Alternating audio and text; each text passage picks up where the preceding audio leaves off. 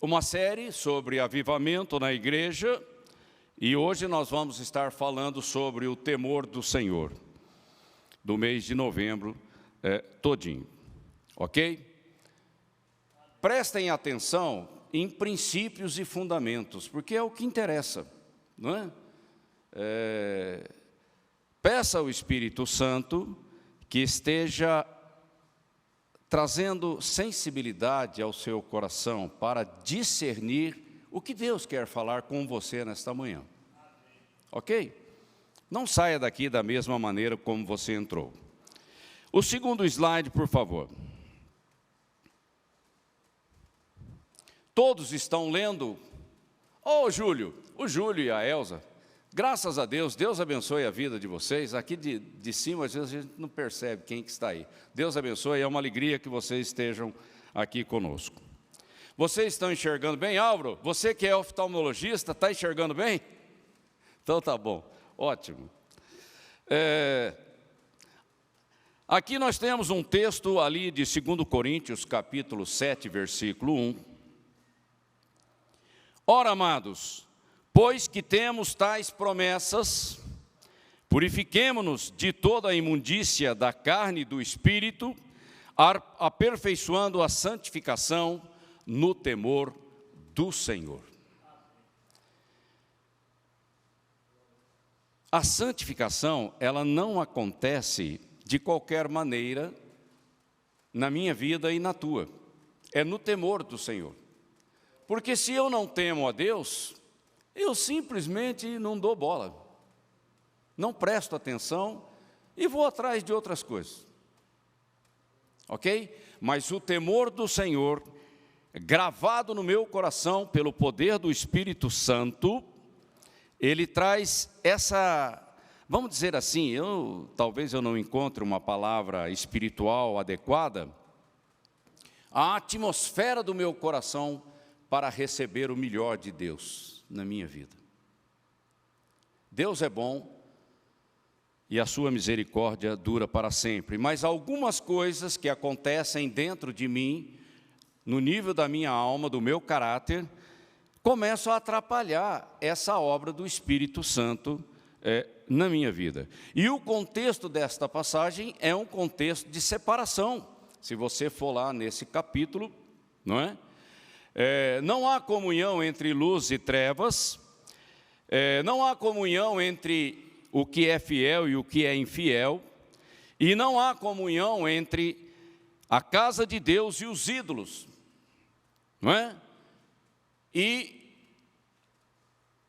a própria palavra nos exorta a sair da cultura do mundo, da carne, essa coisa do pecado, para que Deus possa ser o nosso Pai e nós sejamos recebidos como filhos.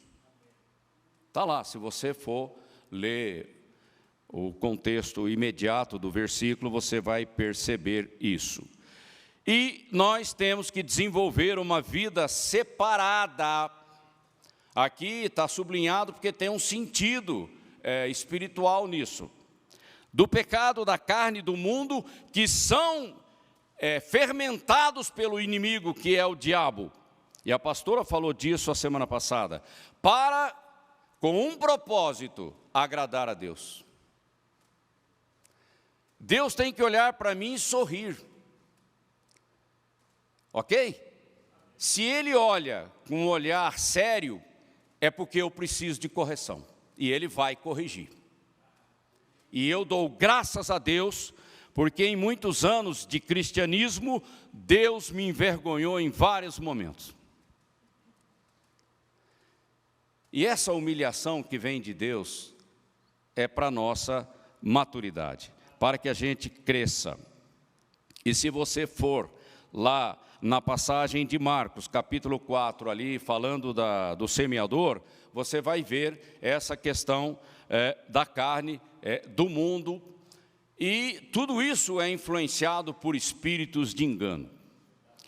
Mas na primeira epístola de João, capítulo 3, versículo 3, diz, eu só estou citando aqui, nossa esperança está em Cristo.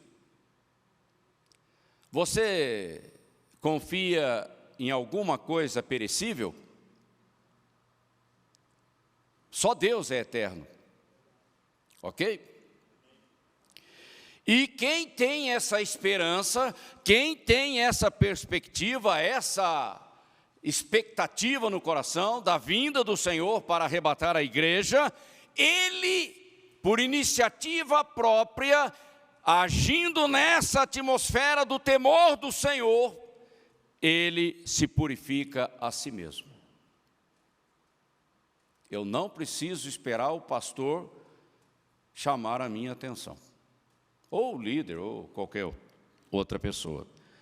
Porque, assim como Jesus é puro, eu desejo a pureza dele na minha vida. Ok? Então, essa separação não é que eu vou tirar o Adão do Jardim Planalto e colocá-lo num convento isolado do mundo, das pessoas. Não, não é isso.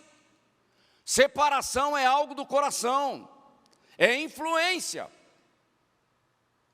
Porque o Adão tem que continuar no Jardim Planalto para evangelizar o seu Manuel, o seu João, o seu Domingos, o José como nosso amigo, enfim. Ele tem muita coisa para fazer, então eu não posso tirá-lo lá do Jardim Planalto. Mas o coração do Adão não pode estar no Egito. Vocês entendem? Ou ficou alguma dúvida? Amém? Então vamos em frente. Outro slide.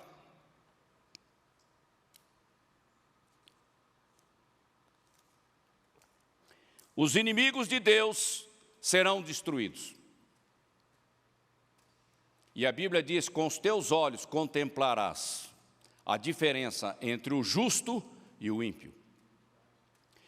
É preciso paciência, é preciso perseverança para andar com Jesus, nessa missão que Ele estendeu para as nossas vidas.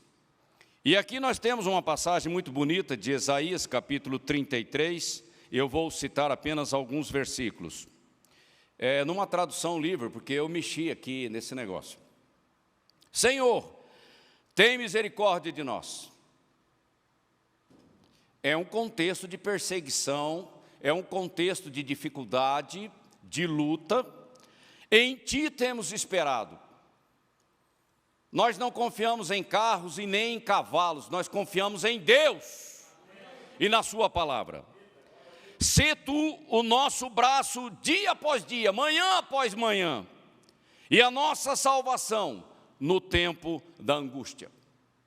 Ou seja, de onde virá o meu socorro? Do céu. É do céu que vem o milagre que eu preciso, não é? A libertação, o livramento, o crescimento que eu preciso na minha vida. O Senhor é sublime, Ele é exaltado, Ele está nos céus, pois habita nas alturas, encheu Sião de retidão e de justiça. Quem é que santifica a nossa vida? A presença do Espírito Santo em mim. Quem é que santifica a igreja? A presença do Senhor no seio da comunidade. Ok? É o Shekinah, a presença manifesta. O Senhor é a estabilidade, a base, a fundação da nossa existência. Nós não estamos perdidos, soltos por acaso no mundo. Nós temos um pai, nós somos filhos, nós temos uma família e Ele é fiel. E Ele cuida de mim e de você. Ele é uma riqueza de salvação, de sabedoria e de conhecimento para mim e para você. O temor do Senhor é o meu tesouro. Erga a sua mão direita, esquerda não, aqui não tem esquerda. Direita. Senhor Jesus, Tu és o meu tesouro. Aleluia. E eu digo amém. O temor, o santo temor de Deus, é uma condição de ser, de identidade, de natureza de filho. que gera uma atmosfera propícia para o milagre, para a intervenção divina. Temor, porque temor atrai a presença de Deus. Não é com irreverência, com incredulidade, que nós vamos atrair a manifestação do Espírito Santo. O temor de Deus é o fundamento da minha obediência a Deus, obediência pronta, obediência integral e não por parte, e não procrastinada. Não, prontamente eu digo como profeta: eis-me aqui. Eis-me aqui, Senhor, seja feita a tua perfeita vontade através da minha vida. E o temor do Senhor me leva por um caminho de santidade, separando o meu coração da influência do que não presta, daquilo que não obedece a Deus, daquilo que se levanta em rebeldia, em autossuficiência e independência diante de Deus. O temor do Senhor me faz prostrar aos pés do Senhor Jesus. Isso não é religião, isso é algo espiritual, está incluído no pacote da redenção. Próximo slide também, uma outra passagem maravilhosa em Hebreus, capítulo 12. Seja paciente quando estiver sendo corrigido. Não perca a estribeira, não. Não fala bobagem. Não vire as costas para Deus. E não deixe o beiço caído também. Amém? É assim que Deus trata seus filhos, corrigindo, disciplinando. Todos os pais não corrigem seus filhos? Por acaso não é essa a analogia que nós temos no mundo natural da família biológica? Deus corrige todos, diga, todos, eu estou incluso, os seus filhos, e se ele não te corrige, você não tem parte com ele. Opa, aí pegou, né? Eu quero a correção de Deus na minha vida, porque eu não atingi a estatura de varão perfeito. Eu preciso que Deus trabalhe esses enganos, essas narrativas, essas inclinações, essas iniquidades do meu coração. E o interessante, nossos pais terrenos nos corrigem e ainda os respeitamos. Quanto mais a Deus, não é ainda melhor receber a vida verdadeira, a vida de Deus que está em Jesus Cristo, deixando o nosso Pai espiritual nos corrigir? O rebelde não aceita a correção. Ele arruma desculpa, justificativa, ele racionaliza, se for preciso ele escreve um livro de teologia, mas ele não aceita a correção do Espírito. E Deus julga. Ele dá um tempo, longanimidade fala de tempo, mas ele julga. No momento certo, e olha, o julgamento de Deus te pega no pé que você mais se apoia, que é para botar você no chão. Por isso que idolatria na nossa vida é um perigo, porque é exatamente aonde ele vai mexer. Nossos pais humanos nos corrigem por um curto período de tempo e o fazem como acham melhor. A tradição que eles receberam dos avós, a cultura, o jeitão e assim vai. Se o evangelho entrar na vida deles, aí muda alguma coisa. E muitas vezes a correção é subjetiva, é do jeito que ele acha que tem que ser. Mas com Deus é diferente. Mas Deus nos corrige para o nosso próprio bem. É bênção. Juízo de Deus na minha vida é bênção. Depois eu vou falar um pouquinho mais sobre o que significa isso. É bênção na minha vida, porque Ele quer que eu seja santo como ele é santo. Aqui você tem que linkar algumas coisas. O temor do Senhor, gerando uma obediência que glorifica a Deus, o temor do Senhor que alimenta o meu amor e a minha entrega, a minha rendição a Cristo, o temor do Senhor que me leva a ser útil, a ser maduro na casa de Deus. Olha como Deus ele vai juntando as peças do tabuleiro. Nunca é divertido ser corrigido. Na verdade, na hora, você fica meio nervoso, não é? Porque incomoda. Mas, se aprendermos a obedecer quando somos corrigidos, no momento, naquele processo, faremos o que é certo e viveremos em paz. E o nome de Deus será glorificado. Não seja rebelde no momento da correção, para que você possa ser participante da sua santidade. Aqui nós estamos falando de Deus trabalhando o nosso caráter. Filhos com a mesma natureza do Pai, porque qual é o propósito de Deus? Que a sua natureza seja manifesta na terra. Quem é o canal? Erga sua mão direita e diga, eu. Eu sou o canal da manifestação da glória, da santidade, da majestade de Deus na terra. E para isso eu recebi o Espírito de Deus. Andar em temor é dar a Deus a devida honra, a devida glória.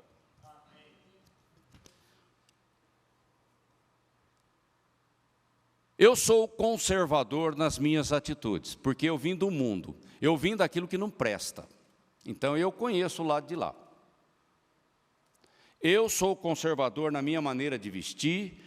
Deus tem trabalhado a pureza da minha boca. Sempre fui irônico, sempre fui sarcástico e sempre fui brigão. Isso não funciona. E eu sou conservador por temer a Deus. Eu não ando de qualquer jeito. Eu não falo qualquer coisa. Eu não negocio qualquer negócio. Não, eu tenho que fazer uma separação daquilo que agrada a Deus, daquilo que não agrada a Deus. Tem uma peneira que precisa ser usada nas nossas atitudes e nas nossas escolhas. E não gosto que a minha mulher se vista de qualquer maneira. Ela já sabe disso. Porque nós temos que exercer a autoridade. Postura, o jeito e tudo mais. E isso é o trabalhar de Deus na minha vida. Isso não é chatice de pastor, ou seja lá o que for. Eu não consigo atrair o mover profético poderoso da unção do Espírito Santo neste lugar, sendo irreverente. Ok? O próximo slide.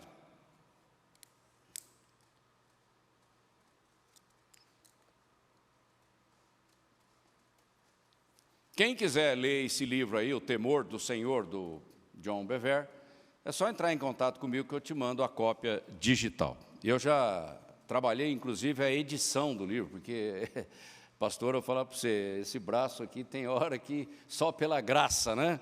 Porque você tem que trabalhar frase por frase, parágrafo por parágrafo, são 200 páginas, e não é fácil, mas a gente luta, porque a gente quer que a igreja seja edificada no conhecimento. Ok? Amor e temor estão ligados. Eu incluo mais uma coisa aqui, que esses dias eu estava de manhã arrumando a cozinha na minha casa, e o Espírito Santo me disse, você esqueceu da obediência. Tudo isso está ligado. Não é? É uma coisa só, é uma natureza só. O santo temor a Deus é a fundação segura, base, para o relacionamento íntimo com Deus. Como é que eu vou ter intimidade com Deus se eu não o temo? Na minha arrogância? Na minha soberba? Na minha autossuficiência? Com o meu intelecto que vem de uma cultura mundana? Não, eu não vou ter intimidade com Deus. Eu vou ser apenas um religioso. Posso até ficar famoso, mas interagir com Deus vai ficar meio complicado, porque Deus resiste à soberba. Ele resiste, e Ele não se revela. Para que os tesouros da salvação, e a nossa salvação é plena, ok?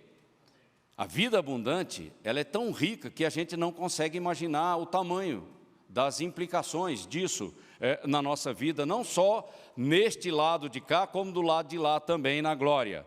Tesouros da salvação, da sabedoria que vem do céu, porque é revelação, e do conhecimento de Deus, das coisas de Deus, porque Deus é a verdade, para que tudo isso seja desvendado como insight, como entendimento das coisas espirituais. Mas sem o santo temor, eu vou cair na religiosidade. Religiosidade pode ter uma aparência muito bonita, mas Deus Ele não se sensibiliza com religiosidade. Ele olha para o teu coração. A verdadeira religião é comunhão com Deus. É uma vida com Deus. É isso que Deus está procurando, né? Deus procura por verdadeiros adoradores que o adorem em espírito e em verdade. Que tenham intimidade com Ele, que ouçam a sua voz e obedeçam. Juntamente com o amor ao Senhor, o santo temor compõe o próprio fundamento da vida abundante, porque eu vou obedecer a Deus, eu vou andar no caminho santo, ok? A vida abundante não é uma coisa solta, ela tem base, ela tem padrão, e eu tenho que entrar por esse caminho. Entender que não, aqui é algo interessante, espiritual, que nós devemos meditar sobre isso. Entender que não podemos verdadeiramente amar a Deus até que o temamos. Se você não teme a Deus, como é que você pode dizer que ama a Deus? É uma contradição.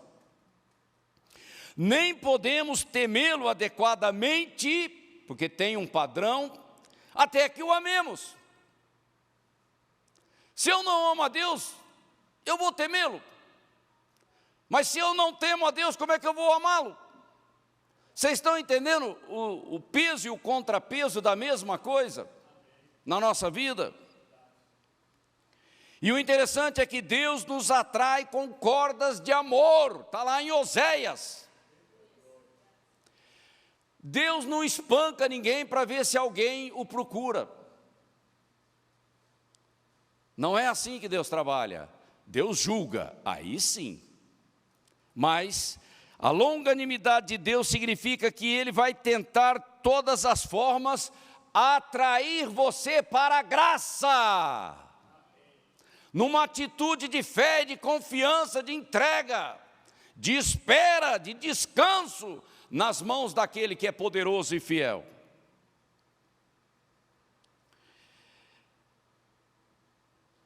O importante é a gente temer as consequências da falta de temor. Porque temor tem dois sentidos, como medo de julgamento, de juízo, ou como reverência e honra diante de Deus. Depende do contexto que você está analisando. Eu não tenho que ter medo das correções que vêm de Deus. Eu tenho que desejá-las para que eu possa crescer. E Deus nos atrai com amor. É o amor que chama a nossa atenção, não é o espancamento. Deus ainda faz mais, Ele nos atrai com amor e, de maneira graciosa, Ele tira o jugo da nossa vida.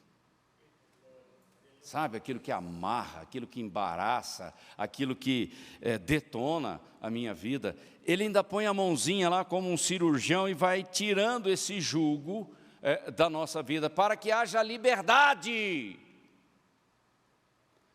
Liberdade para entender a profundidade do amor de Deus. E aí, como Ele é Deus, e Ele é a fonte de toda a verdade, Ele nos dá mandamentos. Para quê? Para que nós tenhamos uma vida de obediência. Você vê que Deus trabalha por partes, não é? Não só na vida de Israel, mas também muito mais na nossa vida, na vida da igreja. Outro slide. O como é importante na nossa vida. A maneira, o jeito, né? Falando aí um português mais popular. Como nos aproximamos do Senhor? De qualquer jeito? De qualquer maneira? Como obedecemos ao Senhor? Esse como é da minha responsabilidade. E eu tenho que meditar sobre isso. O Senhor disse, está lá em Isaías 29, 13, 14, numa tradução contemporânea americana, o Senhor disse: essas pessoas me elogiam com as suas palavras, mas eles nunca realmente pensam em mim. Sabe aquele negócio de você procurar Deus só quando o calo aperta? Aí no desespero você procura Deus. Mas e quando está tudo bem? Dinheiro no banco, saúde tranquila. Você tem buscado a Deus em gratidão?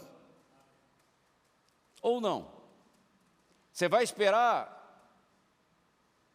o prejuízo bater na porta para lembrar que Deus existe? Que fundamento você tem para sacar numa hora de necessidade, se você não tem uma vida de intimidade com Deus? O que vai acontecer é a murmuração. Eles me adoram, repetindo regras criadas por homens. Religiosidade. Mas o coração está longe.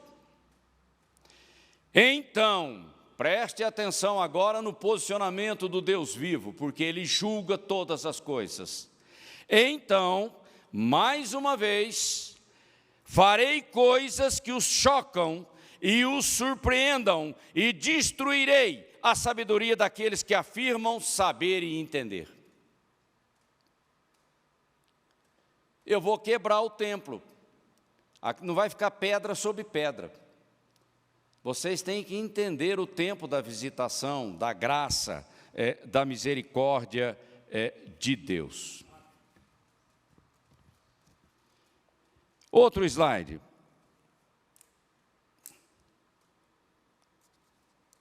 Vamos rapidamente listar aqui alguns aspectos importantes na questão do temor a Deus. Glorioso Senhor virá se manifestar em nosso meio, em nosso lugar, onde lhe é dada a devida honra e reverência. Eu quero a presença manifesta do Senhor Jesus Cristo aqui neste lugar, na nossa reunião de oração, nas reuniões de grupos de amigos, enfim, na nossa celebração. Mas sem reverência, o Senhor fica ali na porta. O Senhor tem que subir aqui na plataforma, porque essa plataforma é dele, e que a misericórdia de Deus esteja sobre a vida de cada um que subir aqui para falar em nome de Jesus. Ok? Para que a igreja seja corretamente edificada. A diferença entre o temor de Deus e o seu julgamento. Olha, toma cuidado. A longanimidade de Deus, ela tem propósito e ela tem um prazo de validade, viu? Não é uma coisa ad eterno. Deus, ele vai tendo paciência com você, ele vai gerando circunstâncias de arrependimento, de quebrantamento, e se você se endurece, aí ele se levanta do trono para visitar e julgar a tua vida. Mas não é um julgamento no sentido escatológico. Ele vai ter que agir como um pai quando corrige o seu filho. E graças a Deus por essas correções. Graças a Deus por cada humilhação que a gente passa, porque ali Deus trabalha o nosso caráter, a essência do nosso cristianismo. Porque nós vamos ter luta sim, ok? E nós não podemos agir de qualquer maneira. Está lá em Atos capítulo 5, a história de Ananias e Safira. Não tente o Espírito Santo no momento de avivamento. Não queira dar uma desperto numa hora que o Espírito Santo está se movendo. Porque o julgamento é meio imediato para qualquer atitude de irreverência na presença de Deus. Então a gente tem que temer a Deus no sentido de atrair a presença manifesta. Mas tentar o Espírito Santo numa hora de avivamento, de mover profético, cuidado, você pode ser visitado poderosamente num sentido de julgamento. E ainda é uma ação de misericórdia. Quem sabe ele se arrepende. Ou quem sabe você morre prematuramente. Ou quem sabe você vai parar num leito de enfermidade. Olha, eu não quero dizer a maneira como Deus vai fazer, porque Ele é sábio, Ele sabe trabalhar a vida de cada um. Eu tenho que temer a Deus, para não entrar num caminho de perigo. Ok? Deus é bom, e a sua mão não está encolhida para abençoar, mas eu tenho que temer a Deus. Eu não tenho que ter medo de Deus, eu tenho que temer a Deus. O temor do Senhor não é captado pela mente, intelecto, eu li um livro, eu fiz um seminário, eu fui não sei aonde. Não! Não é apenas um amontoado de informações, mas o temor de Deus é gravado em nosso coração. É algo espiritual que vai gerar um estilo de vida.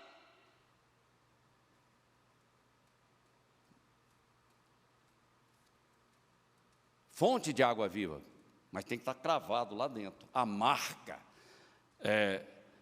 da presença manifesta do Senhor Jesus na nossa vida. Jesus deixa claro que para segui-lo, primeiro precisamos calcular o custo. Faz a conta.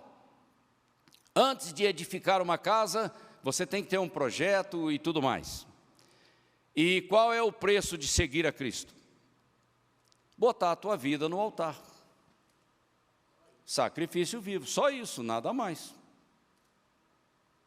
Ok? Ah não, isso eu não quero. Ah, isso eu não faço. Bom, aí fica difícil. Porque sem arrependimento, sem quebrantamento, você nunca vai obedecer a Deus. Você sempre vai ficar ranhetando. E a paciência de Deus não deve ser muito grande, principalmente quando o tempo está se acabando. Ok? Mas nós não devemos ter medo das correções de Deus. Não, pelo contrário, sejam bem-vindas, porque eu preciso crescer, mas com temor. Amém? E quem sobe aqui em cima, mais ainda, porque quanto mais elevado é o nível, maior é a correção. Ok? A quem muito é dado, mais será cobrado.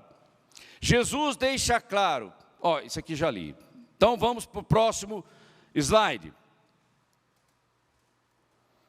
Como lemos a sua palavra? É o como.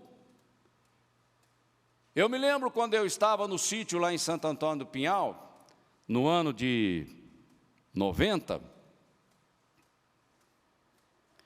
Essa unção eu não sei, ela precisa voltar, essa que é a verdade. Eu chorava só de ler a Bíblia. E olha que eu sou um cara, vamos dizer assim, bem tranquilo nessas coisas. Ok? E eu chorava lendo a Bíblia, cada versículo, cada coisa, né? Essa unção precisa voltar, Senhor, na minha vida. Ok? Não é? Porque aí você vai ter uma revelação da majestade do nosso Deus. O santo temor é uma das manifestações do Espírito Santo, conforme Isaías 1:2. Sobre ele, sobre o Messias, repousará espírito de sabedoria, de entendimento, de conselho, de fortaleza, de conhecimento e de temor. Jesus temia o Pai. Uma santa reverência diante do Pai. Seja feito conforme a tua perfeita vontade. E como sacrifício vivo, nós vamos obedecer. Deus derramará o santo temor sobre o coração daqueles que o buscam sinceramente. Coração rasgado diante de Deus, me apartando do pecado, da carnalidade, da influência da cultura do mundo, e buscando a Deus com fome e sede da sua intervenção na minha vida. O trabalho de Deus sempre começa pela sua intervenção na minha vida, antes de me usar para influenciar a vida do outro. Eu sou o canal, eu transporto Deus na terra. Tem alguns versículos aí que depois vocês podem estar consultando, principalmente Jeremias 32:40. Antes que a glória de Deus venha, aqui, né, pastor, a gente tem que parar, ficar em silêncio, dada a gravidade da palavra. Antes que a glória de Deus venha, e aqui nós estamos falando de avivamento, é preciso que haja ordem na casa de Deus. De acordo com o texto de Pedro, a primeira epístola de Pedro, capítulo 4, versículo 17. O juízo, o julgamento de Deus começa pela casa dele, a nossa comunidade. Ok? E chegou o tempo de começar, é isso que Pedro fala. Pedro falou isso no primeiro século da era cristã, imagina hoje. Muito mais ainda. Deus precisa purificar o seu povo, a sua casa, para que o avivamento venha. Ok? E aqui pode ter tanto um sentido escatológico quanto um sentido de purificação. Aqui eu estou enfocando mais o sentido da purificação. Deus purificando a noiva para que ela se revista de glória, isso é avivamento, e seja arrebatada. Ok? E essa questão de julgar, ela tem 3 aspectos. Não é um assunto da nossa pregação, mas eu quero citar rapidamente. Julgar-se a si mesmo é o primeiro ponto nesse tema. Eu julgo a minha vida, eu olho no espelho e fico olhando para a minha própria vida e avaliando aonde eu estou pisando na bola.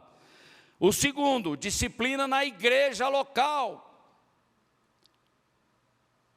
Pastor que tem medo de disciplinar o corpo, ele não vai longe no ministério, porque ele está ali representando o Senhor para estabelecer disciplina no corpo de Cristo. E nesse mundo pós-moderno, todo mundo querendo agradar todo mundo, você vai levando, né? Vai, sai dali, vem daqui, vai desviando das coisas. Não. Aqui na CCA, nós levamos a Bíblia a sério, né, pastora? Aqui nós não brincamos com o Evangelho, não. tem pecado, tem erro, tem problema na tua vida, você será confrontado com amor, mas será confrontado, porque senão você não cresce. E você quer evangelizar, estando em pecado, estando numa situação de fragilidade, para você depois ser atacado pelos demônios? Não, nós temos que trabalhar a seriedade das pessoas da igreja. E tem texto, se você for lá na primeira epístola aos Coríntios, você acha tudo isso. E depois tem o juízo de Deus. Nesse sentido da purificação, quando Paulo fala da ceia do Senhor, ele fala: quem tem juízo, julgue-se a si mesmo, para não participar de maneira indigna da mesa do Senhor. E pelo fato de nós não julgarmos a nós mesmos, e às vezes nem a igreja também trabalha essa questão, Deus julga. Deus é a última opção. E aí, muitos morrem prematuramente, muitos vão para um leito de enfermidade, porque não ajustaram as suas próprias vidas diante de Deus. Eu não posso brincar diante da mesa do Senhor. Aliás, eu não posso brincar com Deus hora nenhuma. Deus é sério. Ele é bem-humorado, mas ele é sério. Ok? Mas fica para uma próxima alguém pregar sobre isso. Outro slide. Se desejarmos o louvor dos homens, temeremos o homem. Isso é marketing, isso é negócio, é empreendimento. Se temermos o homem, serviremos o homem. Ou seja, eu vou ajustar a minha igreja aos interesses dos buscadores. Checkers, né? Eu acho que é essa a expressão em inglês. Porque servimos aquilo que tememos. Importa antes agradar a Deus. Se a igreja se envolver em coisas, em negócios dessa vida, como diz o apóstolo, ela se perde. Nós temos uma missão na terra, somos peregrinos e nosso negócio é ganhar vidas para Cristo enquanto é dia. A gente não tem outras expectativas, porque senão eu vou olhar para a esquerda, vou olhar para a direita e eu vou me perder. A nossa função não é construir um templo para Jesus na terra. A nossa missão é ganhar vidas para o reino de Deus e preparar essas vidas para o arrebatamento. Essa é a nossa missão. E quem põe a mão no arado, não fique se perdendo pelo caminho. Quanto maior for a glória de Deus revelada, maior e mais rápido será o julgamento por causa da irreverência. Eu não quero nenhum Ananias e Safira sendo abatido aqui. Não é o desejo do meu coração. Não minta para o Espírito Santo. Não tente enganar o Senhor. Ele sabe de todas as coisas. Seja honesto com você. Seja honesto com Deus. Ok? Onde estivermos e onde estamos, não é para onde vamos. Eu estou indo para o céu.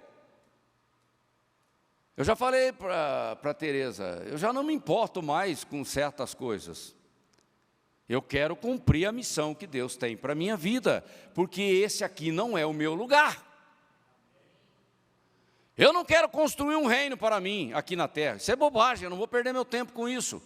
Toda a minha vida, a minha agenda, minhas prioridades, meus recursos estão direcionados para a grande comissão.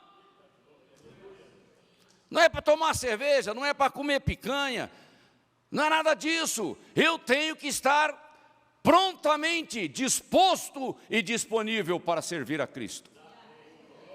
Ok? Como o pastor Pérez costuma dizer, tudo que sou e tudo que tenho está nas tuas mãos, Senhor. Os meus filhos estão nas mãos do Senhor, e Ele faça o que Ele quiser com eles. Sabe? Eu não sou dono de nada.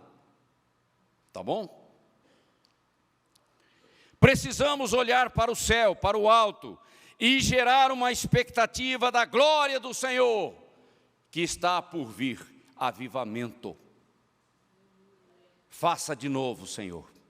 Faça de novo. E o tempo está ficando curto, viu? E nós temos que clamar para que isso aconteça. Mas sem esse temor, ficamos esperando para ver o que vai acontecer. Aí o temor, aí a manifestação da glória de Deus vai acontecer naquela igrejinha, daquela cidadezinha pequenininha, lá no cantão de Minas Gerais, e a gente fica aqui esperando ver o que vai dar. Aonde tem temor, aonde tem clamor, é ali que o Espírito vai agir. Amém? Nós somos o gatilho do mover do Espírito. Outro slide.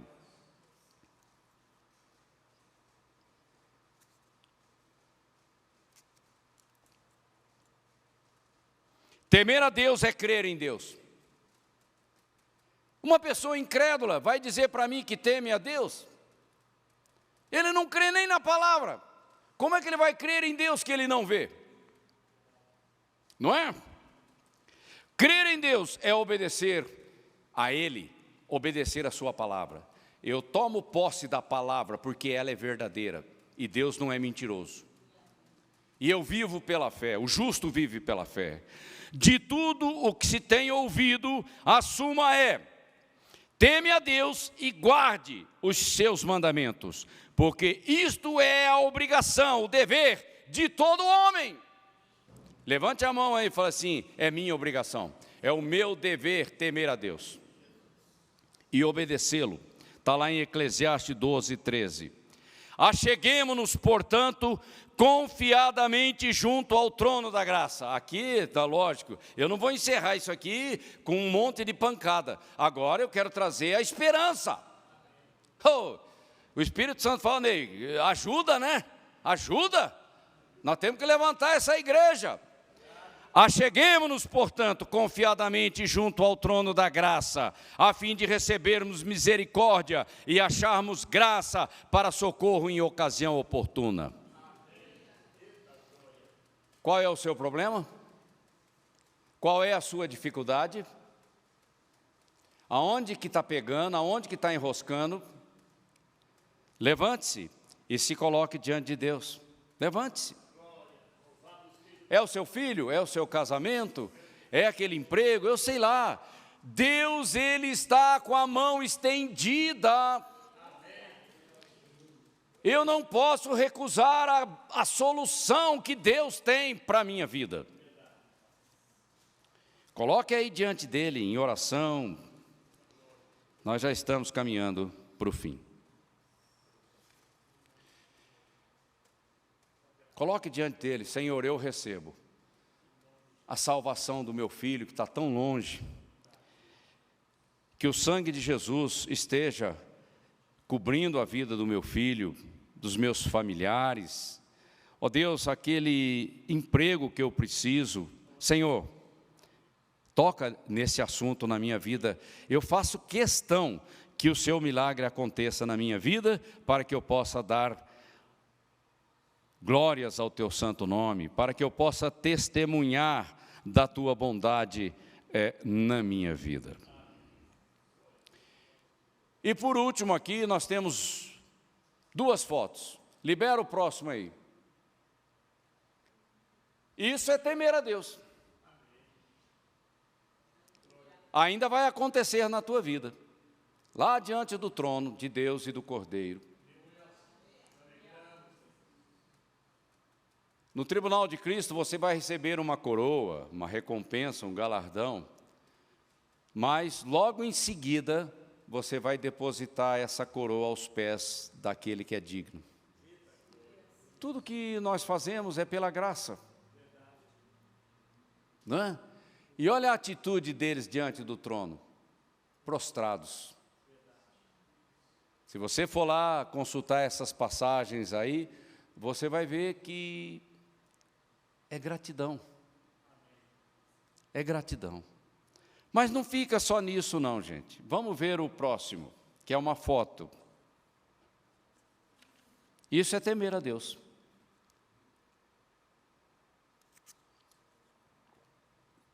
Isso é temer a Deus.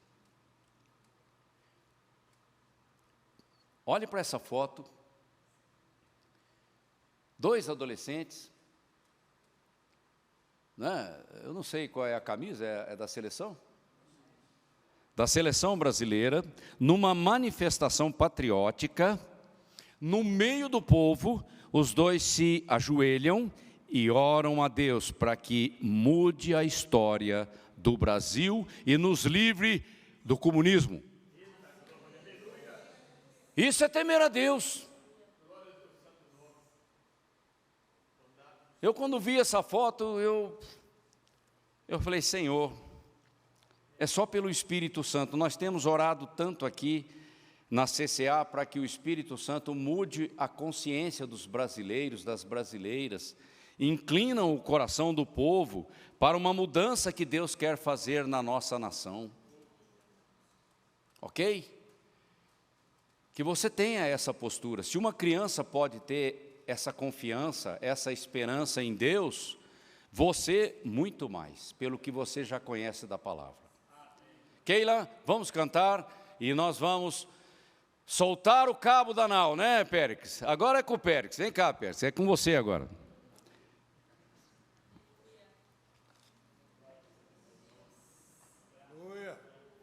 Glória a Deus.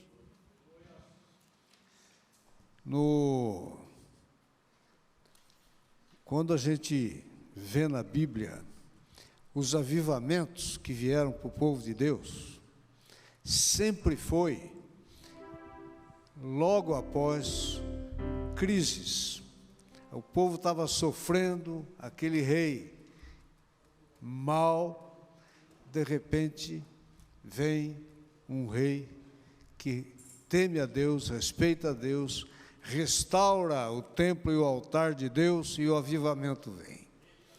Então, quando vocês veem uma guerra, o povo buscando a Deus, pode ter certeza, é o pré-avivamento. Amém? É o avivamento que está chegando. Glória a Deus. Solta o cabo da nau e deixa Deus dirigir.